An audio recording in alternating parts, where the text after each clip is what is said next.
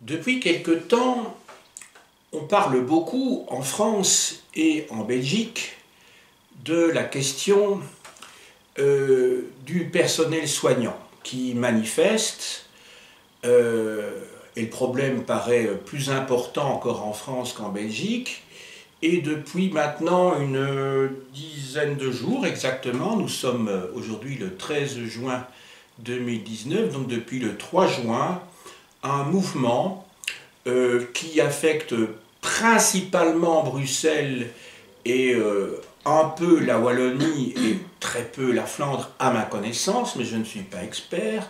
Donc un mouvement s'est développé et va peut-être prendre de l'ampleur, l'avenir nous le dira. Le personnel soignant, donc principalement des infirmières, mais pas seulement, revendiquent, parce que leurs conditions de travail se sont dégradées et continuent à se dégrader, pour des raisons qui vont être expliquées dans quelques minutes. C'est la raison pour laquelle j'ai proposé à une de mes amies ici, Michèle Dussart, d'expliquer en tant qu'experte, en tant que technicienne dans ce domaine, comment fonctionnait le système de santé des hôpitaux. Est-ce qu'il peut expliquer justement ces problèmes que connaît donc le personnel soignant.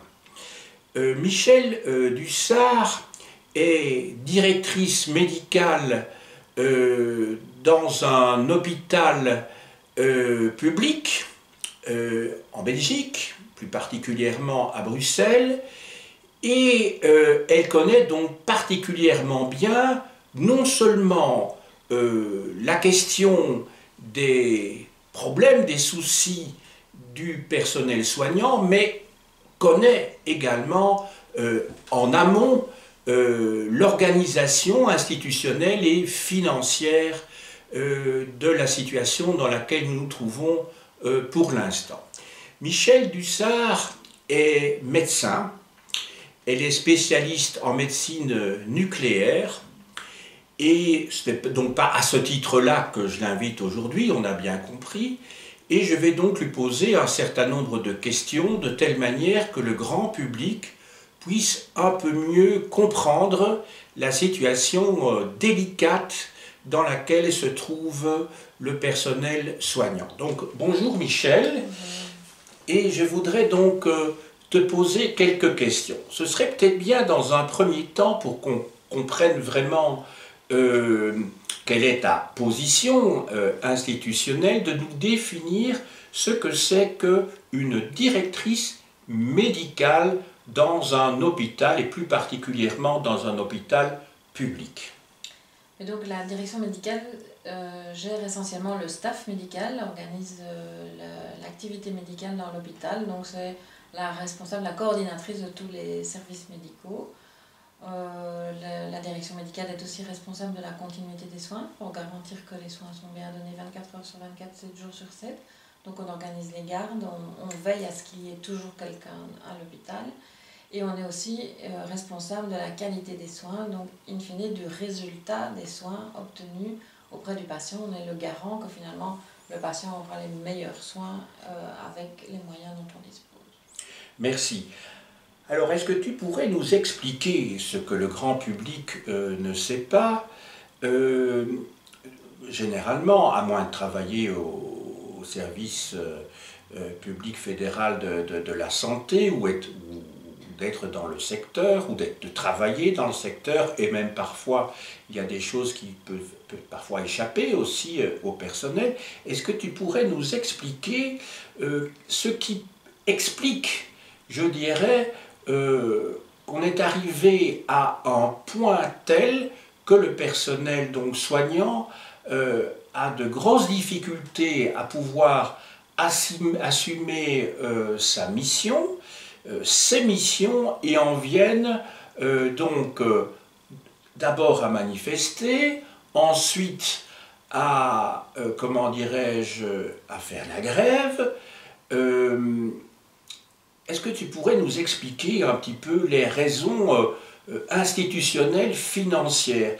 Je sais que le 3 juin, quand le mouvement a commencé, il y avait une réunion de ce que l'on appelle la fêtière de l'Iris, et c'est à cette occasion-là qu'il y a eu donc que les manifestants se sont rassemblés.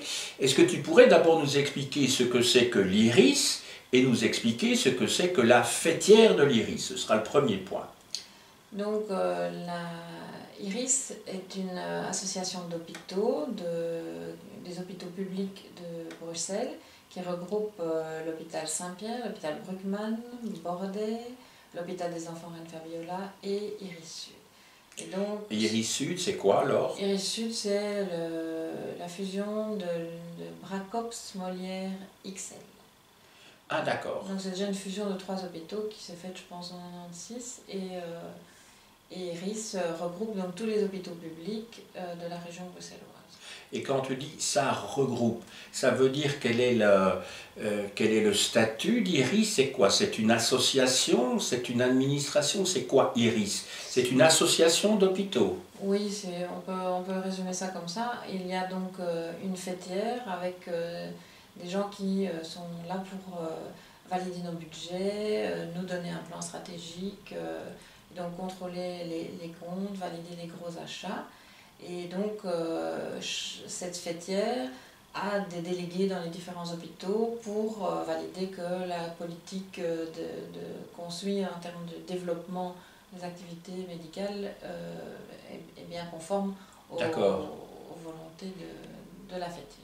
D'accord. Mais alors, ce que tu appelles donc, enfin, ce qu'on appelle plutôt la fêtière, est-ce que c'est une sorte de super conseil d'administration, ou est-ce que c'est un comité d'experts, ou est-ce que ce sont des délégués ou des gens qui dépendent directement de l'administration du service public fédéral, de la santé? Il y a un conseil d'administration. Il y a un vrai conseil d'administration. À IRIS qui valide les grosses décisions qui sont prises dans le réseau.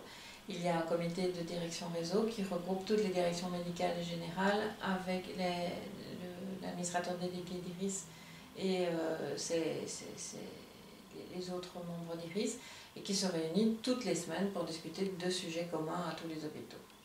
Et notamment la discussion avec les syndicats pour certains sujets se place au niveau d'IRIS, au niveau du comité C qui se tenait le lundi 3 juin. Et les membres de ce conseil d'administration, ce sont, je dirais, ils sont désignés, ils sont élus. C'est quoi cette fêtière? Est-ce qu'ils sont comment dirais-je, est-ce qu'il y a une répartition politique entre les différents postes? Je ne sais pas. Où est-ce qu'on y retrouve aussi donc? Je ne sais pas si on parle de direction générale des différents hôpitaux, c'est pour savoir un petit peu qui sont, au fond, les gens qui sont... J'ai bien compris quelle est leur mission, ce qu'ils font, hein, vérifier les budgets, etc. D'accord. Mais en fait, ils sont qui, en fait? Ils émanent de... Ce sont les communes qui les désignent. Ce sont les communes, c'est ça, ce sont les communes. Et les communes, les 19 communes de Bruxelles, ou seulement les communes où il y a les hôpitaux?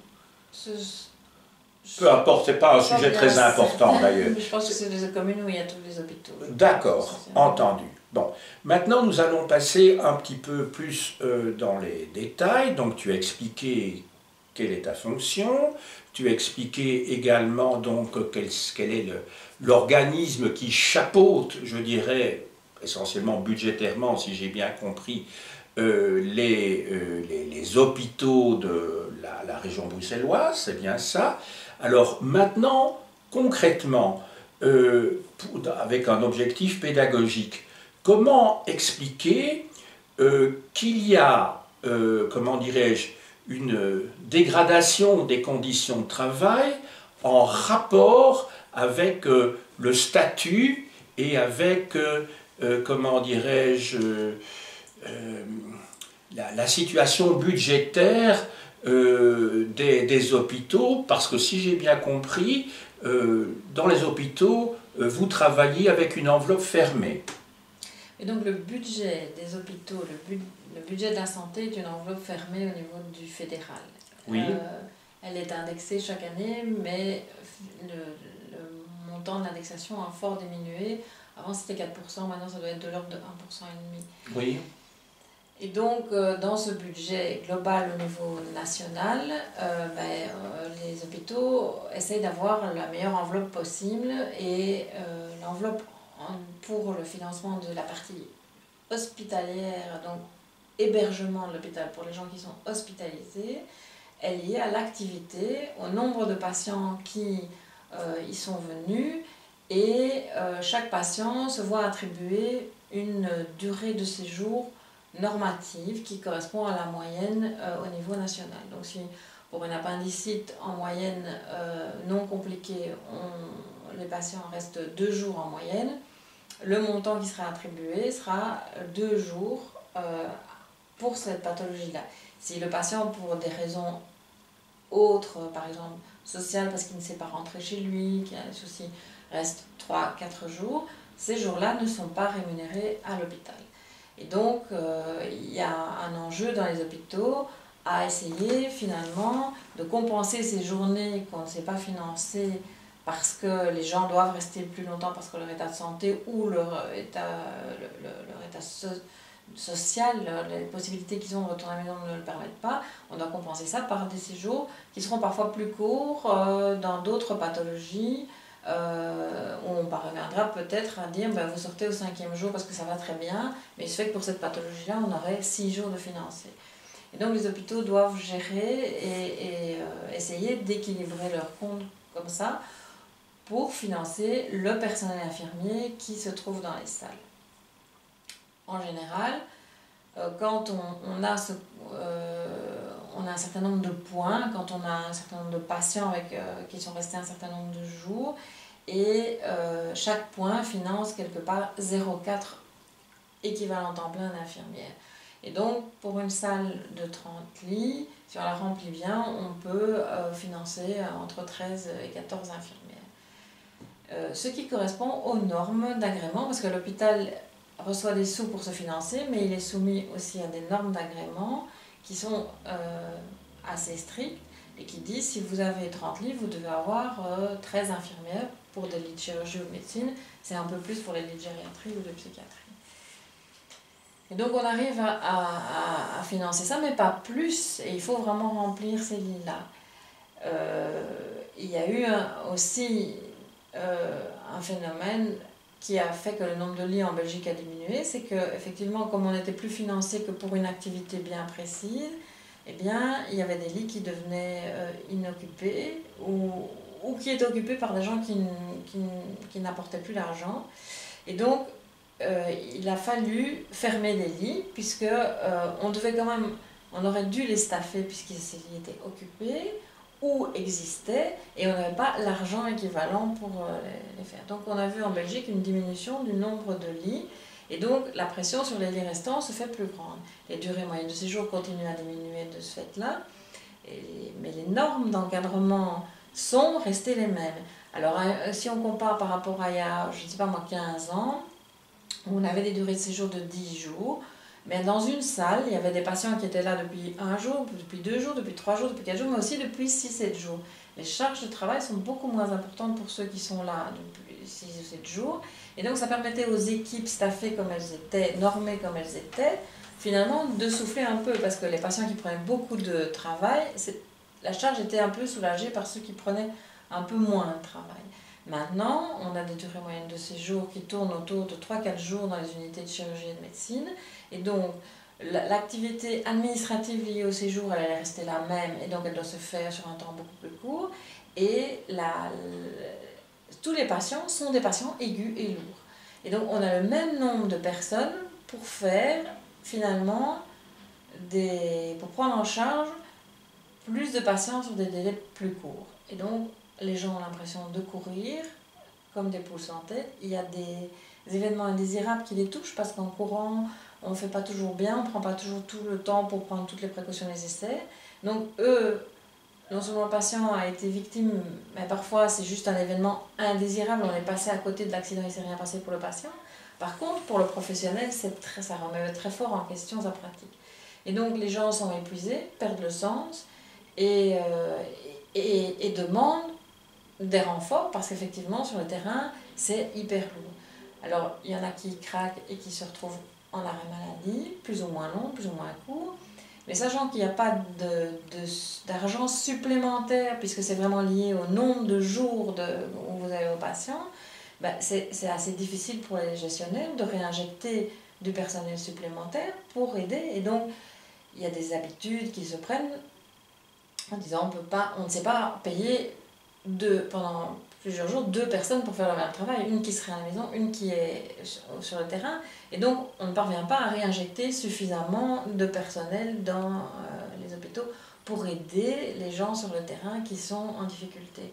Et donc le sentiment que les gens ont, et qui est une vraie réalité en fait, c'est que oui, sur le papier peut-être qu'on pourrait être assez nombreux, mais dans les faits, tous les jours, il nous manque quelqu'un et on est épuisé. Et donc l'équipe restreinte prend en charge plus de travail et donc se fatigue à son tour. Et en fait, on n'est jamais au staff parce que quand il y en a un qui revient, un autre tombe malade. Et donc, nous plaidons en tant que gestionnaire et nous sommes là à côté des syndicats pour dire mais donnez-nous une bouffée d'air parce que on veut bien, je pense que la diminution de la durée moyenne de séjour, c'est une très bonne chose. Vous restez moins à l'hôpital, vous avez moins d'effets secondaires, vous faites moins d'infections nosocomiales. Vous pouvez sortir vite d'un hôpital. Mais pour sortir vite d'un hôpital, il faut aussi qu'il y ait les moyens en aval. Et donc, si vous n'avez pas une famille, un entourage, quelqu'un qui peut venir vous chercher s'occuper de vous, c'est parfois compliqué. Donc, les hôpitaux qui ont des profils socio-économiques défavorisés ont parfois des durées de séjour plus longues, et sont plus pénalisés parce qu'ils ne savent pas sortir leurs patients. Et si vraiment on veut, comme au Canada, arriver à des durées moyennes de séjour très courtes, il faut pouvoir sortir les gens, mais il faut que l'aval soit prêt à les recevoir aussi. Or, en Belgique, on commence à se poser des questions sur la première ligne et sur comment on peut faire des hôtels de soins, ce qui est déjà développé dans d'autres pays. Mais nous, on n'a pas cette structure-là. Et les structures en aval, elles sont aussi complètement étouffées parce qu'ils ont des normes à respecter aussi. Ils ne seront rémunérés que s'ils prennent un certain nombre d'heures. Les aides familiales, par exemple, elles ont un quota d'heures. Ben, si elles le dépassent, eh bien, elles le font prodéo. Et donc, de nouveau, les gens disent nous, on ne sait pas prendre plus. Et donc, il n'y a pas de moyens qui arrivent. Et la question que moi, je pose au fédéral, c'est qu'on va diminuer le nombre de lits, on va diminuer les coûts hospitaliers, c'est très bien. Et on nous dit, mais l'enveloppe va rester et elle va vous être réattribuée. Mais est-ce que vraiment, et là on arrive au problème de l'État en Belgique, c'est est-ce que cet argent que le fédéral va épargner sur les durées d'hospitalisation et sur les coûts hospitaliers, est-ce qu'il va vraiment revenir aux régions pour financer cette première ligne qui doit prendre le relais ? On ne peut pas changer une seule pièce du puzzle sans toucher à toutes les autres. Et moi, ma crainte, c'est qu'effectivement, il y ait des économies qui soient faites et que jamais, finalement, ceux qui vont organiser et prendre en charge la suite de manière peut-être plus légère, moins coûteuse pour la société, mais j'ai bien peur qu'ils n'aient jamais les moyens de le faire. Et donc, moi, il me semble qu'il manque quelque chose là, dans une vision globale. Mais bon, la santé en Belgique, c'est quelque chose de très fragmenté. Il y a énormément de ministres de la santé et les priorités ne sont pas toujours les mêmes aux différents niveaux de pouvoir. Mais alors, quelles sont, au fond, les compétences de ces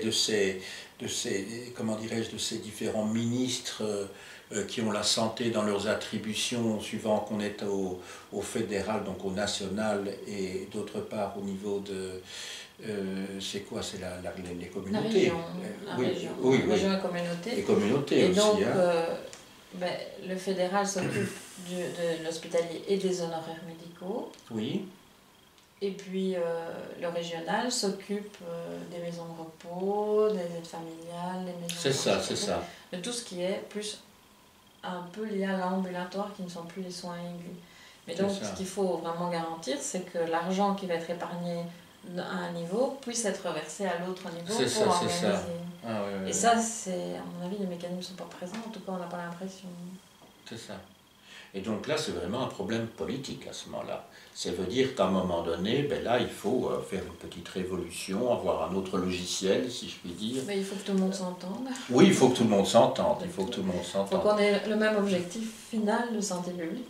Oui, La santé publique, c'est pas que le soin aigu dans l'hôpital. Non, non, bien en fait, sûr. C'est le justement. résultat sur la santé du patient. Et Ben donc, oui, oui, oui. Ce qui fait qu'il est arrivé là aussi. Hein. Bon, voilà. Donc il y a la prévention est importante aussi. Oui, mais donc la prévention, il oui. n'y a pas beaucoup d'argent qui est investi Non, là-dedans. non, bien sûr, bien On sûr. peut être très inquiet en voyant le nombre d'enfants obèses parce qu'on sait qu'ils préparent une génération d'adultes avec plein de pathologies. Donc ça va être donc ça va coûter beaucoup plus cher. Donc il faut vraiment mettre le paquet sur la prévention parce que le curatif, ça devrait être... Et donc ça passe par l'école. Enfin, je dis ça parce que je suis enseignant. Donc, ça passe par l'école, ça passe par... Oui, par les campagnes de sensibilisation, mais c'est vrai que l'école, c'est vraiment important. Et l'école pour la façon de manger, pour la façon de bouger, mais aussi pour la connaissance de son corps. Parce que il y a peu, finalement, on se rend compte que les patients ne savent pas vraiment où vraiment se trouve leur foie, leur cœur, à quoi ça sert. Et donc c'est compliqué de faire de l'éducation à la santé à partir du moment où la base n'est pas bien connue. Et donc, moi, il me semble qu'on devrait pouvoir expliquer de manière simple. Hein. Il ne faut pas faire des études de médecine à tout le monde. Non, non, bien sûr. Mais c'est quoi les enjeux du corps et comment ça fonctionne pour que le commun des mortels puisse comprendre quand il a mal, pourquoi il a mal, c'est quoi une crampe, c'est quoi un intestin, voilà. Et pour que les gens puissent prendre soin d'eux-mêmes aussi. Bien sûr. Et donc ça c'est quand même un des axes, c'est une nouvelle orientation de la prise en charge de la santé, c'est l'implication du patient dans sa santé. Donc ça c'est une vraie révolution culturelle aussi au niveau des soignants cette fois, parce que il est bien clair que le patient reste probablement le meilleur garant de sa santé, et quel que soit son niveau d'éducation. Et c'est lui qui arrêtera en dernier lieu l'événement indésirable quand il va lui donner la mauvaise pilule, parce qu'il vient bien se rendre compte qu'elle n'a pas la même forme et pas la même couleur que celle de d'habitude, il peut le dire. Mais aussi, s'il est impliqué dans la compréhension et qu'on prend le temps de l'impliquer, de lui expliquer, il va pouvoir jouer un rôle important. Et il faut qu'on prépare les citoyens de demain à cette compréhension d'eux-mêmes pour qu'ils puissent être des vrais acteurs dans la santé. Et se prendre en charge. C'est ça. Mais tu évoquais l'aspect culturel au sens large du terme, on a parlé d'éducation aussi, mais enfin, on est dans une société où, d'après les chiffres que l'on présente régulièrement, les inégalités sociales semblent se creuser de plus en plus, avec des gens qui sont d'un côté, mais très peu nombreux, de plus en plus riches, et d'autre part, comment dirais-je, des groupes sociaux qui ont une santé fragile, parce que effectivement on ne va peut-être pas tout de suite chez le médecin, on ne va pas tout de suite chez le dentiste, on attend que vraiment le problème soit grave avant d'y aller, et c'est ce qui fait qu'à un moment donné, ben là on se trouve devant des pathologies qui sont beaucoup plus difficiles à résoudre et qui coûtent par conséquent plus cher. Donc il s'agit vraiment d'un problème de société, et qu'au fond les problèmes de santé sont révélateurs d'un modèle social dans lequel on se trouve à un moment donné. Moi, ce qui m'a frappé, c'était il y a plus de 10 ans de ça, c'est évidemment un système social qui est tout à fait différent, et qui est surtout avant qu'Obama fasse des réformes qui ont été détricotées entre-temps.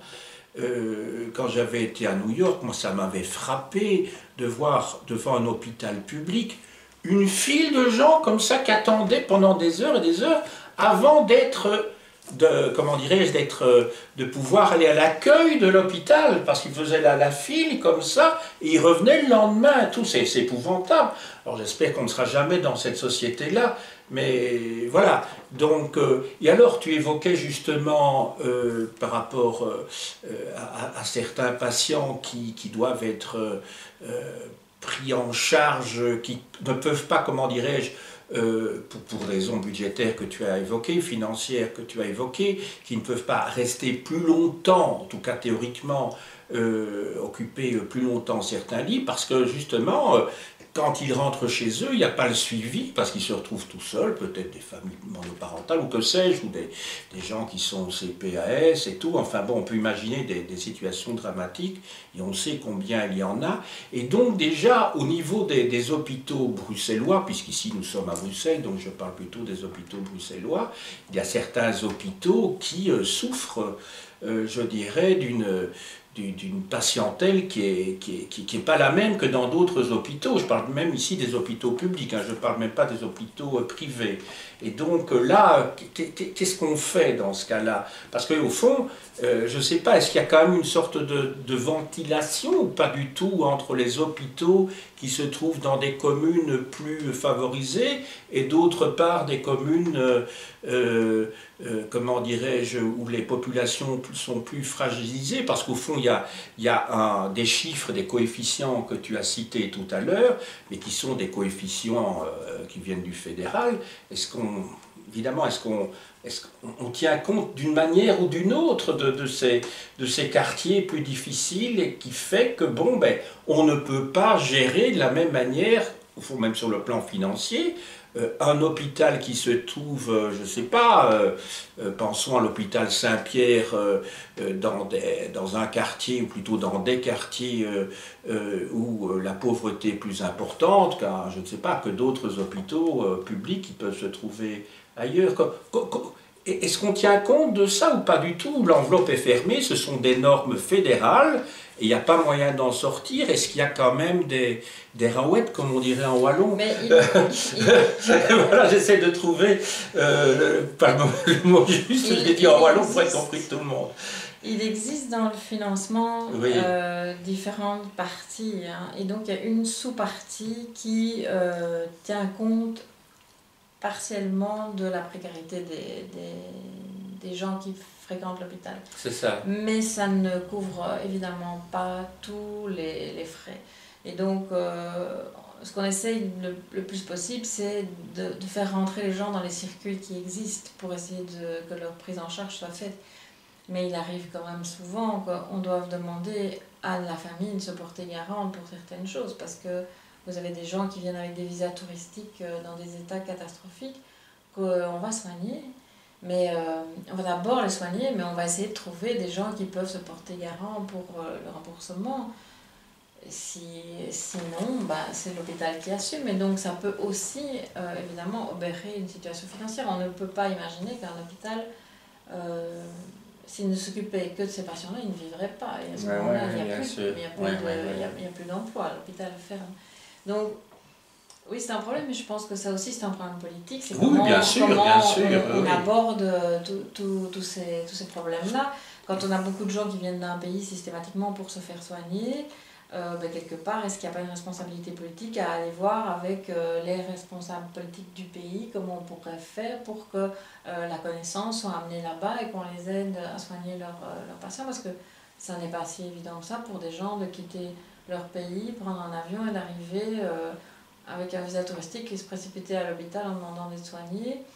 Ils sont coupés de tout, ils ne parlent parfois pas du tout la langue, et donc ça n'est pas évident. Et donc, de nouveau, c'est une question de politique et de solidarité internationale aussi. Hein. Je pense que il y a des solutions à mettre en œuvre.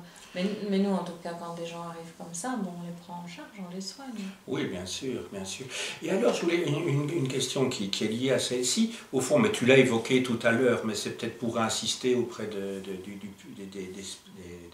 des auditrices et des auditeurs qui nous écoutent, parce que parfois, il ne faut pas taper sur le clou, mais bien expliquer, au fond, que le personnel soignant qui travaillent dans certains hôpitaux qui se trouvent dans les quartiers qu'on évoquait il y a quelques minutes, a des conditions de travail qui sont parfois, inévitablement, beaucoup plus difficiles, parce que, vu le type de public, de patients eux-mêmes, c'est plus difficile, ils ont des vécus qui sont différents, plus émouvants aussi, plus perturbés, parce qu'ils vivent dans des conditions où ils ont sans doute des tas de choses à dire, au fond, qui ne relèvent pas directement du personnel soignant, qui relèveraient d'assistants sociaux, de psychologues ou d'autres personnes spécialisées, mais que les infirmières sont bien obligées d'entendre, elles peuvent peut-être pas se taire, et donc elles disposent d'un temps qui est extrêmement court, parce qu'il y a ce flux tendu constamment, et donc on est quasiment dans une usine que personne ne souhaite, mais enfin qui est imposée en tout cas par l'enveloppe financière, quoi. C'est ça que je veux dire. Oui, oui, et c'est vrai que le travail est parfois très compliqué avec des populations qui sont défavorisées parce que...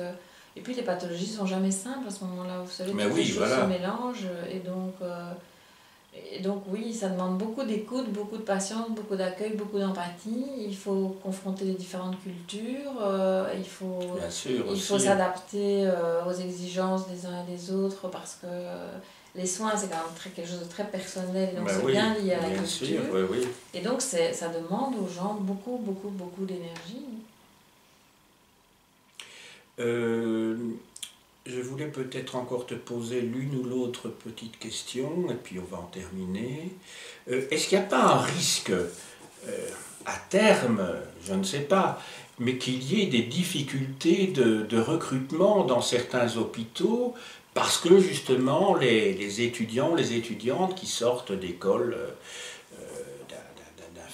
je dis infirmiers parce qu'il y a quand même des infirmiers, il n'y a pas que des infirmières, même si elles sont largement majoritaires, qui hésiteraient à poser leur candidature dans tel ou tel hôpital pour se dire, ben non, moi si je n'ai plus du tout de vie de famille ou si je dois attendre, enfin voilà, on peut imaginer des situations où on se dit, ben c'est pas possible, quoi, moi je veux pas vivre ça, je pourrais pas mener une vie de famille parallèlement, voilà, je vais avoir une vie qui sera insupportable sans que pour autant ces personnes soient, comment dirais-je, soient réticentes à travailler. Elles peuvent avoir la passion des soins de santé et de se dire, parce que justement, étant au courant de ce qui se passe, se dire, voilà, est-ce qu'il n'y a pas un risque de recrutement, de recrutement à terme qui pourrait se poser et de se dire, ben, au fond, que ceux qui ont des résultats peut-être très brillants, ben voilà, iront peut-être dans certains hôpitaux peut-être privés, ou peut-être les conditions sont meilleures, ou les salaires sont supérieurs, je ne sais pas. Je ne connais pas du tout le sujet, mais j'essaie de voir ça avec l'œil, comment dirais-je, le point de vue de Sirius, c'est-à-dire en étant très éloigné du sujet, mais on peut imaginer, parce que bon, comme je suis enseignant, je sais ce qui se passe un petit peu dans l'enseignement, se dire, ben, est-ce que je ne vais pas quand même poser ma candidature dans une école où je sais que c'est le bazar, quoi. Donc la même chose, ça pourrait se poser dans le cadre des hôpitaux, parce qu'il n'y a pas, j'imagine, comment dirais-je, un dispatching central où on doit poser sa candidature comme infirmier ou infirmière, et où, à partir de là, on impose bureaucratiquement l'envoi dans les hôpitaux. Bon, on n'est pas dans un régime autoritaire, donc j'imagine que ce n'est pas comme ça que ça se passe. Je suppose, enfin. Bon, comment ça se passe? Je pense qu'il peut y avoir... Au niveau du recrutement? Ben, les gens postulent dans les hôpitaux, et je pense que l'hôpital public et le public qu'on a, ça attire des gens qui ont vraiment la vocation. C'est ça, tout à fait. On a des gens qui sont vraiment impliqués par rapport à la population. Les gens aiment leur hôpital et donc postulent. C'est ça, ils aiment bien l'ambiance de l'hôpital. Maintenant, c'est vrai que c'est dur et qu'il y a de plus en plus de gens qui, au bout de temps, se disent, est-ce que vraiment je veux continuer ce métier-là? Il faut savoir qu'elles font des week-ends, elles font des tards, des nuits. Donc c'est compliqué. Et donc je pense qu'on a un gros enjeu effectivement pour garder nos infirmières qui sont motivées. Et là viennent aussi toute une série de réformes où on a tendance à finalement leur confier de plus en plus de missions. Et je pense qu'on va pouvoir les valoriser parce qu'elles sont quand même les plus proches du patient. Elles le voient toute la journée. Et aussi diversifier. Enfin, il faut, ceci dit, des compétences. Hein. Je veux dire, oui, on ne peut pas... Mais donc il y a des choses que les infirmières font beaucoup mieux que les médecins et qui sont pourtant les médecins. Donc il y a des tâches qu'on peut leur confier. Par exemple, pour qu'on puisse un petit peu... Moi, je crois qu'une infirmière peut 10 000 fois mieux, gérer un diabète avec un patient que le médecin qui voit le patient beaucoup moins souvent. Et donc, il y a tout un rôle d'éducation à la santé, il y a tout un rôle de coach à la santé, et il faudrait pouvoir le retrouver un peu de temps pour qu'elles puissent reprendre plus ce rôle-là. Donc aussi. oui, qu'elles aient soient vraiment vraiment la perception d'avoir des partenaires responsabilités avec le patient. valorisantes Et je et pense de ne que, pas être simplement des personnes d'exécution, quoi, c'est ça. oui, parce que voilà, elles ont une place à prendre à côté du médecin qui doit être beaucoup plus importante, je pense, et ce métier va évoluer dans les années qui viennent, ça c'est sûr. C'est pas uniquement les soins de base aux patients. Bien sûr, il faut continuer à les faire, mais on les fait d'autant mieux si on peut faire une prise en charge globale du patient, qu'on peut être son coach. Et là, si on a un peu plus de personnel, on peut imaginer faire des prises en charge globales où chaque infirmière a son groupe de patients, mais qu'elle connaît complètement et qu'elle prend complètement en charge pour tous les types de soins. Et là, il y a vraiment un lien qui peut se faire. Et donc, il y a des endroits où ça se fait, ce qu'on appelle la prise en charge globale, mais ça demande quand même un peu plus de moyens, quoi. Oui, c'est ça, c'est ça, c'est ça. Entendu. Alors, je vérifie si je n'ai pas quelque chose d'essentiel dont nous n'aurions pas parlé.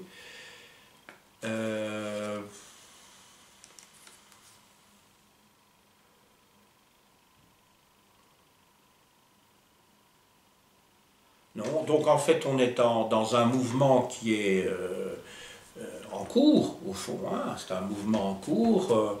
Donc, je ne sais pas s'il y a à espérer, dans le cadre de la formation des différents gouvernements maintenant, puisque nous avons eu des élections, c'était le 26 mai, donc c'est très très récent, peut-être des réorientations qui vont être, comment dirais-je, mises en place au moment de ces gouvernements. Ça dépendra évidemment comment dirais-je, des coalitions qui vont se faire, mais on peut espérer en tout cas qu'il n'y ait pas d'aggravation, parce que là, à un moment donné, je veux dire que ça pourrait être dramatique pour les patients, mais alors pas seulement pour les patients, pour le personnel soignant qui doit gérer ça au quotidien et qui, comme on dirait de manière un petit peu simple, on a peut-être gros sur la patate certains jours, parce qu'ils ne parviennent plus, ils se disent non, maintenant c'est... Je vais nouveau utiliser une expression qu'on utilise à Bruxelles, donc trop veille, quoi. C'est-à-dire, à un moment donné, on n'en peut plus, et donc on demande des certificats, sans doute tout à fait justifiés, à son médecin traitant, en disant non, là j'ai besoin de quelques jours de repos, voire plus, parce que là je ne vais pas pouvoir tenir, et finalement, comment dirais-je, ce que je vais pouvoir faire dans ma pratique d'infirmière va être médiocre. Donc c'est vrai qu'à un moment donné, on doit avoir des moments où on doit souffler. Enfin, à nouveau, je n'y connais rien parce que je ne suis pas du tout dans ce secteur-là, mais j'essaie d'imaginer des réactions qui peuvent être celles de gens qui sont à l'extérieur et qui doivent se dire, ben oui, on les comprend quelque part, ces infirmières, parce que on les soutient aussi, parce qu'en France, il y a quand même eu un mouvement de soutien, je crois aussi, par rapport au personnel soignant, en se disant, mais voilà.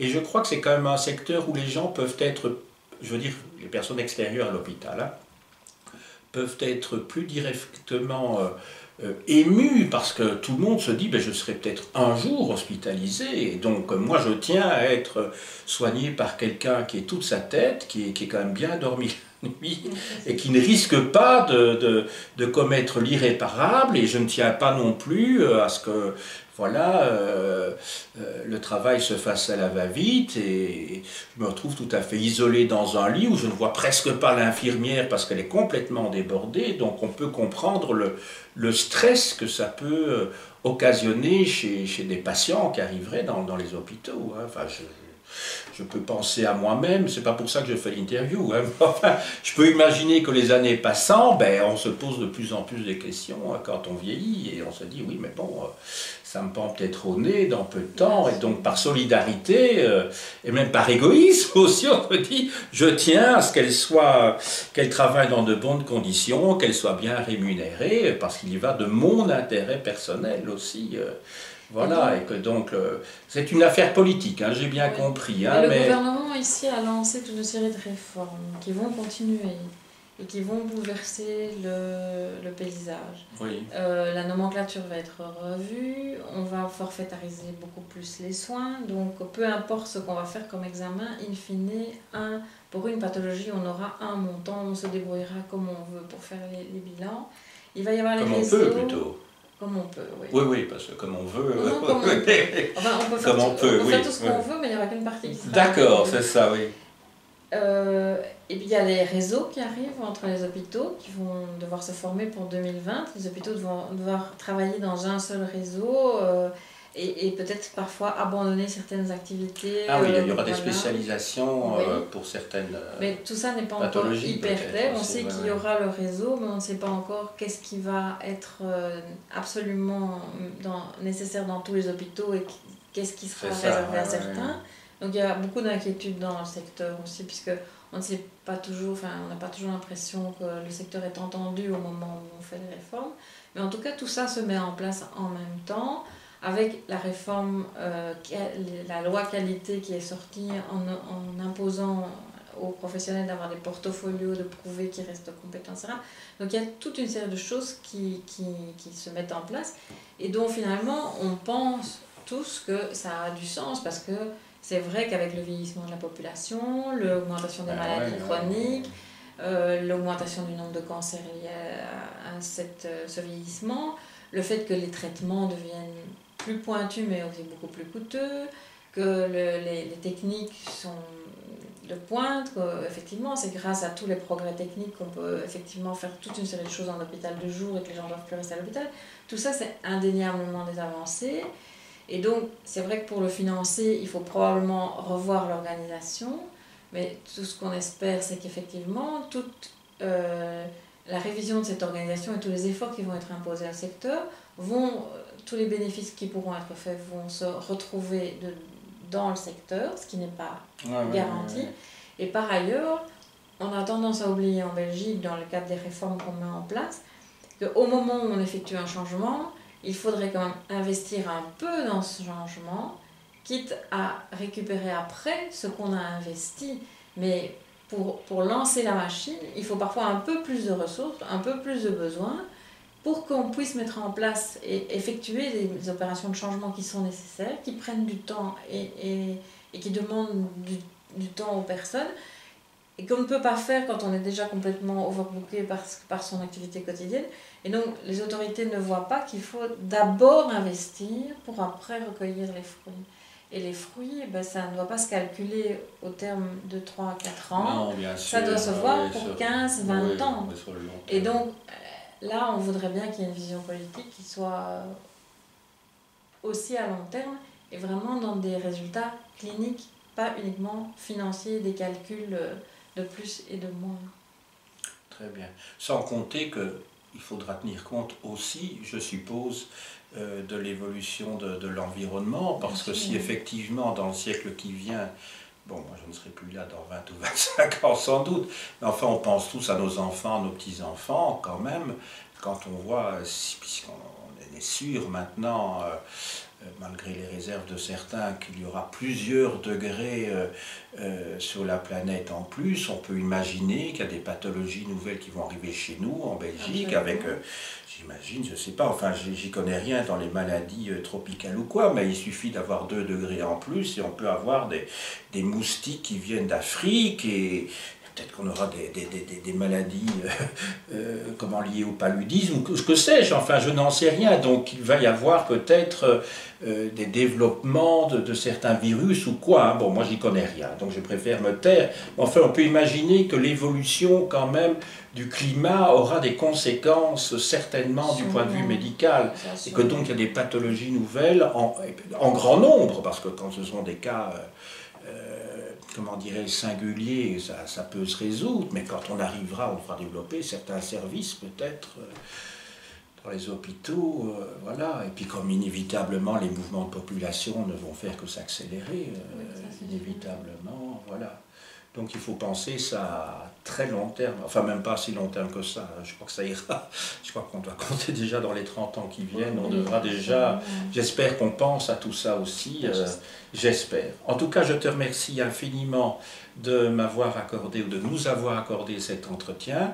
Je crois que les choses devraient être plus claires maintenant. En tout cas, tu as été très pédagogue, alors que c'est ton travail au quotidien, donc clarifier, enfin se mettre au niveau de gens qui n'y connaissent rien, c'est pas toujours évident quand on a une activité où on doit gérer des matières très, très techniques qui semblent aller de soi à un moment donné, après plusieurs années de pratique, et puis parfois, bon, il faut quand même...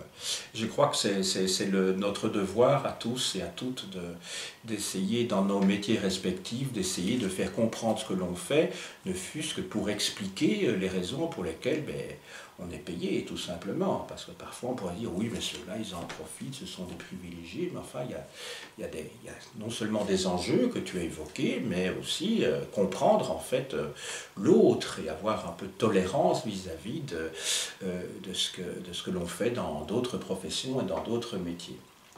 Merci beaucoup. Merci. Merci.